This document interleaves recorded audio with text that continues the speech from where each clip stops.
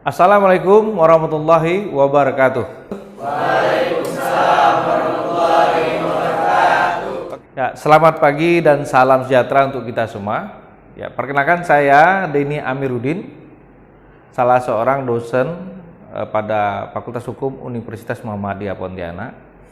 Saya mengampu mata kuliah Hukum Tata Negara dan Hukum Administrasi Negara. Kita bersama-sama sedang membuat video PDD UKT-PT saya dalam rangka untuk memenuhi syarat-syarat sertifikasi dosen saya di PD Dikti gitu ya. Sehingga bagaimana video ini menggambarkan metode pengajaran saya di dalam kelas. Bagaimana interaksi saya sebagai dosen dengan mahasiswa dalam memberikan materi di kelas. Bagaimana materi apa saja yang saya sampaikan di kelas. Jadi ini adalah merupakan simulasi.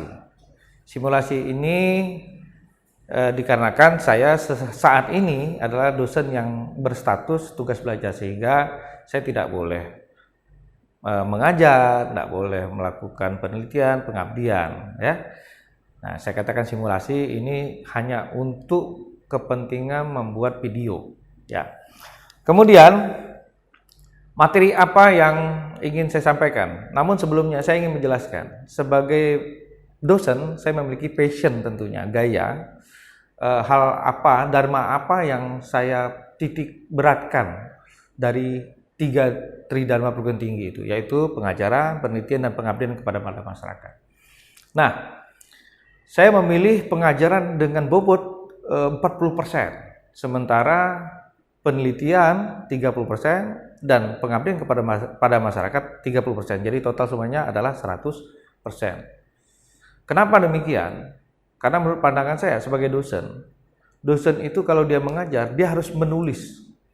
Dosen itu kalau dia meneliti, dia wajib meneliti, dia harus menulis juga. Hasil penelitiannya harus dipublikasikan. Kalau dia melakukan pengabdian kepada masyarakat, dia harus menulis juga. Jadi kata menulis dan publikasi itu tidak lepas dari tanggung jawab seorang dosen. Makanya saya memilih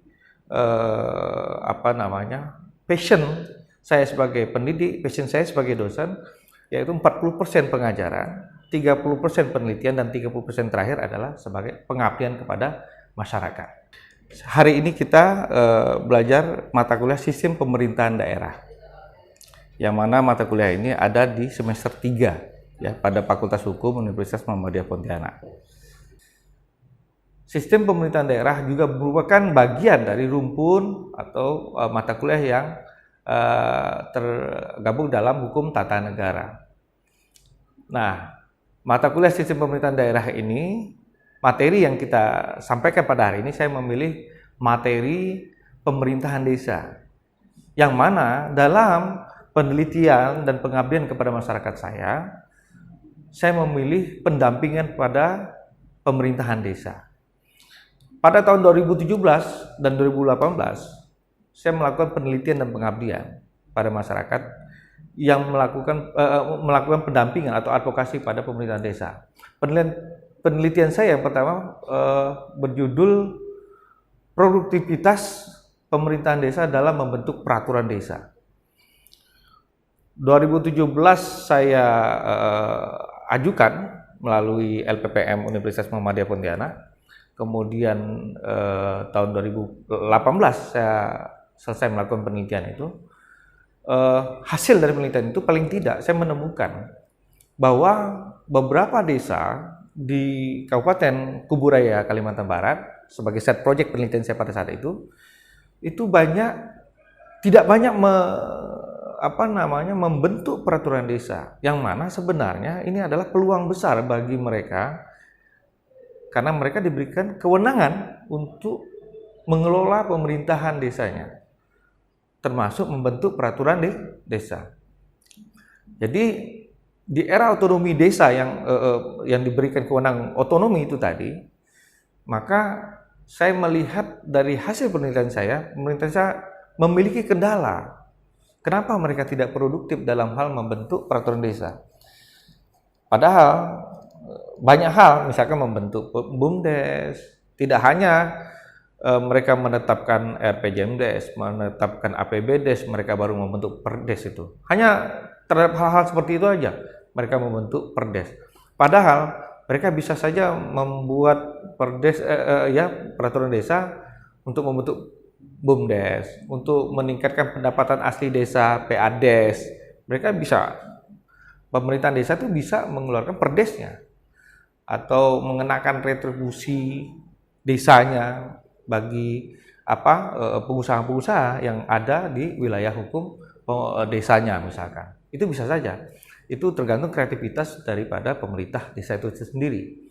Nah, sayang sekali itu tidak dilakukan. Kendala kedua yang saya temukan adalah mereka tidak memahami bagaimana cara membentuk peraturan desa yang baik dan benar sesuai dengan ketentuan undang-undang misalkan. Undang-Undang Nomor 12 Tahun 2011 tentang pembentukan peraturan perundang-undangan itu. Rata-rata peraturan desa yang mereka buat itu adalah copy paste. Kadang-kadang secara konsiderannya ya, filosofis, sosiologis dan yuridisnya itu tidak nyambung dengan substansi yang diatur dalam peraturan desa itu. Itu ketahuan kalau ini copy paste aja. Bagi mereka peraturan desa yang seperti biasanya. Padahal saya sampaikan peraturan desa itu harus berlandaskan kepada kepentingan hukum masyarakat desa, sehingga Anda membentuk peraturan desa, gitu loh. Nah, itu yang mereka tidak pahami dan tidak ketahui. Nah, itu hasil penelitian saya, sehingga saya melakukan berikutnya dari penelitian tadi, saya melakukan pengabdian kepada masyarakat. Melakukan pelatihan dengan judul waktu itu penguatan kapasitas pemerintahan desa dalam mengelola alokasi dana desa. Saya melihat persoalan-persoalan pengelolaan alokasi dana desa, permasalahan dalam hal pengelolaan APBDes, dana desanya sendiri dan seterusnya. Tidak ayal di antara mereka sering banyak dijadikan tersangka kasus korupsi misalkan. Kenapa? Karena mereka diberikan kewenangan untuk melakukan untuk mengelola dana desa, tapi mereka tidak di-mentoring. Tidak dilakukan advokasi, pendampingan kepada mereka bagaimana cara mengelola dana desa yang baik dan benar, yang sesuai dengan ketentuan undang-undang. Lalu tidak ayal mereka akan menjadi santapan laporan-laporan bagi tim-tim sukses kepala desa yang kalah misalkan. Jadi tendensi politik di tingkat desa itu juga menjadi persoalan. Misalkan dalam suatu pemilihan kepala desa itu ada 4 calon, yang menang cuma 1, yang 3 ini orang kecewa semuanya. Ini sepanjang pemerintahan desa ini aja dipantau mereka menjadi oposisi jalanan akhirnya. Jadi dicari kesalahannya. Lalu saya katakan kalau dengan tanpa pendampingan, tanpa informasi, tanpa pemahaman bagaimana mengelola sistem pemerintahan di tingkat desa, tentu ini akan menjadi permasalahan. Kalau ada laporan semua kepala desa itu diperiksa oleh kepolisian, diperiksa oleh kejaksaan, saya jamin kepala desa jadi tersangka semuanya. Nah, rata-rata dari hasil penelitian saya, rata-rata kepala desa itu ketidakpahaman mereka dalam hal mengelola dana desa misalnya. Nah, lalu saya membentuk pelatihan. Pada saat itu saya dulu targetnya ada 2 desa karena terbatasnya biaya yang dibiayakan oleh LPPM Universitas Muhammadiyah Pontianak pada saat itu ya. Target saya 2 desa di Kabupaten Kuburaya, Kalimantan Barat. Namun ini sudah tersiar dari mulut ke mulut dari pemerintahan desa satu dengan desa lain. Alhasil H-3 itu saya dihubungi banyak kepala desa yang ingin ikut serta dalam pelatihan atau penguatan kapasitas yang akan saya buat itu. Sehingga H-3 itu ramai mereka menghubungi saya, mengontak saya untuk diizinkan ikut serta. Saya bilang boleh, tapi saya tidak menanggung biaya transportasi saudara-saudara semuanya. Silakan datang. Alhasil pada saat hari H pelatihan yang saya selenggarakan itu yang target saya 2 desa, yang datang 17 desa, lengkap dengan perangkat-perangkat desanya seperti sekdesnya atau BPD-nya dan seterusnya. Dari situ saya melihat betapa runjangnya permasalahan di tingkat desa sehingga mereka butuhkan hal-hal momentum pelatihan-pelatihan seperti ini. Lalu tahun berikutnya di tahun 2019 saya usulkan lagi, kemudian ini masuk dalam skim PDP ya, penelitian dosen pemula. Saya meneliti asesmen dalam hal merancang modul pelatihan bagi perangkat desa. Kalaupun mereka butuh pelatihan seperti apa yang mereka butuhkan, lalu modulnya seperti apa, dan seterusnya. Nah, inilah dari hasil penelitian itu saya mendapatkan beberapa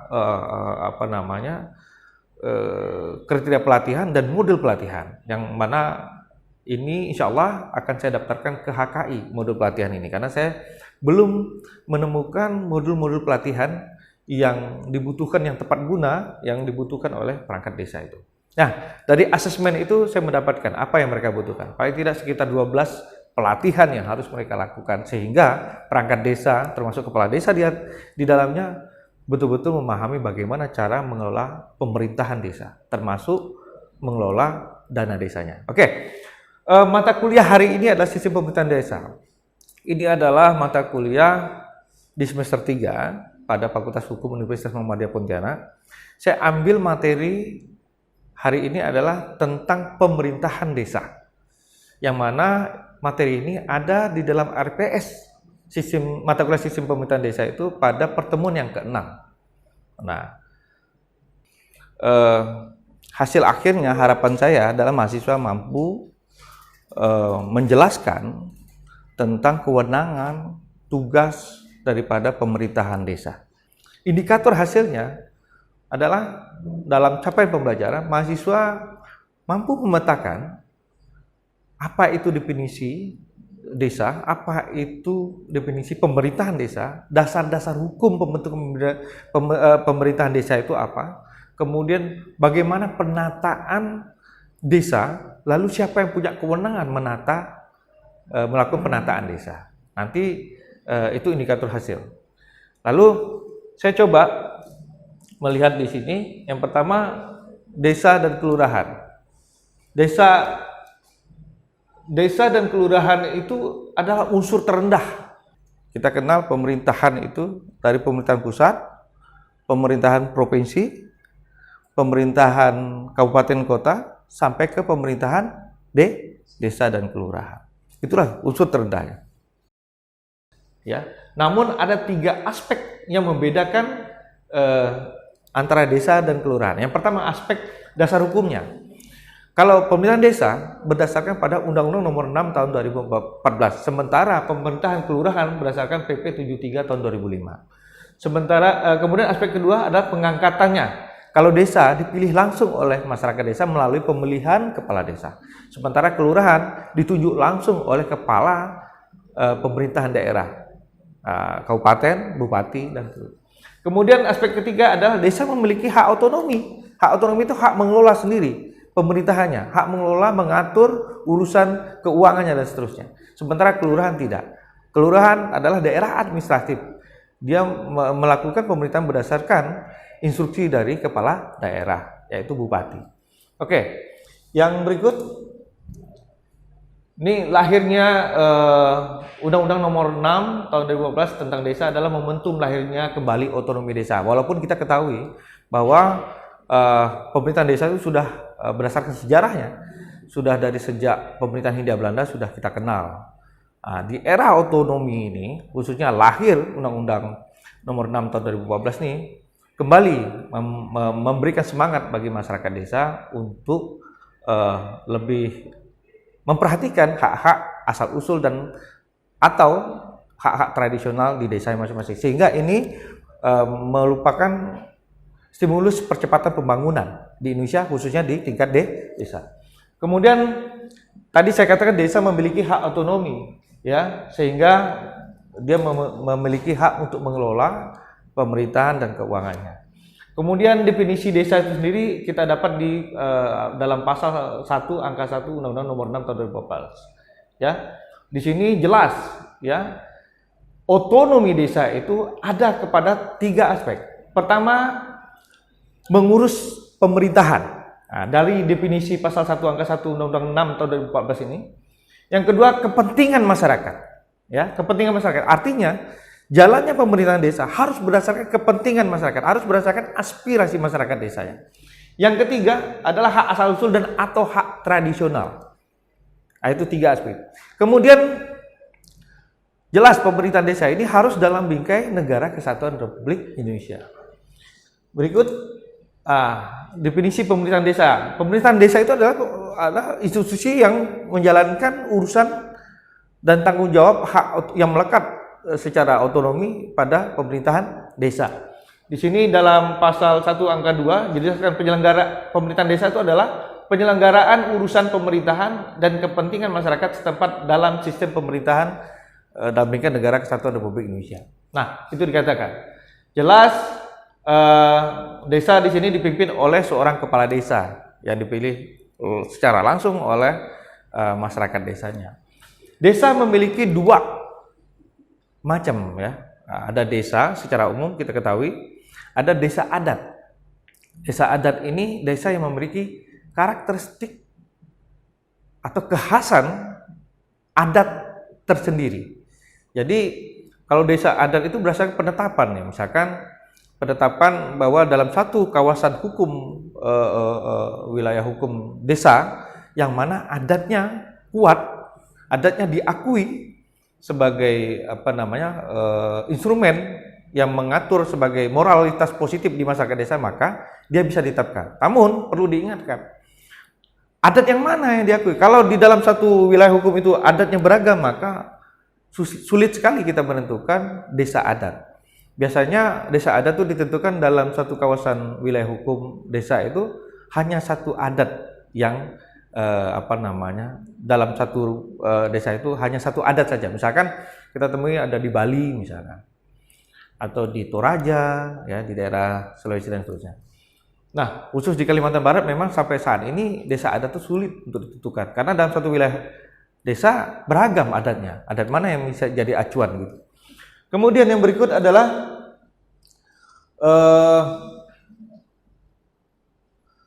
penataan ya, penataan adat. Jadi penataan desa. Penataan desa itu yang memiliki kewenangan untuk menata desa itu pertama pemerintah. Pemerintah yang dimaksud adalah pemerintah pusat. Kemudian pemerintah provinsi, kemudian berikutnya pemerintah kabupaten kota. Melakukan penataan adat itu. Nah, dalam hal apa saja? Paling tidak ada 5 aspek penataan itu. Pertama, pembentukan ya, desa, penghapusan desa, penggabungan desa, kemudian perubahan status, serta terakhir penetapan desa.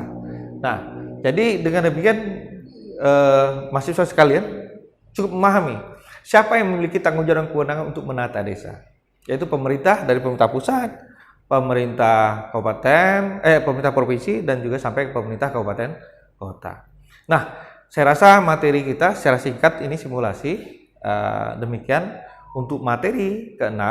Saya berharap dari capaian pembelajaran materi kita kali ini, yaitu pemerintahan desa, kalian dapat memahami apa itu desa, apa itu pemerintahan desa, kemudian siapa sih yang punya kewenangan dalam hal penataan desa, lalu penataan desa itu dalam aspek-aspek apa saja, dan seterusnya. Dan dasar hukum penyelenggaraan pemerintahan desa itu apa, berdasarkan apa. Nah, itu saja dari saya, cukup sekian. Lebih dan kurang saya mohon maaf. Wabillahi taufiq wal hidayah. Assalamualaikum warahmatullahi wabarakatuh.